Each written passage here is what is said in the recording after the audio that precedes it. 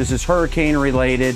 Very important. You have 2 weeks left to have your windows tested and put a supplement in for your claim. Warning Florida homeowners, time is running out. The time to file an insurance claim for Hurricane Ian is drawing to a close. In a matter of days, any damage that may be hiding in your walls or ceiling will be your responsibility. We had water intrusion coming off of the roof, getting in through these windows. You could just see how decimated this wood is. Well, it's 2 years from the hurricane, so this wood's really taken a beating.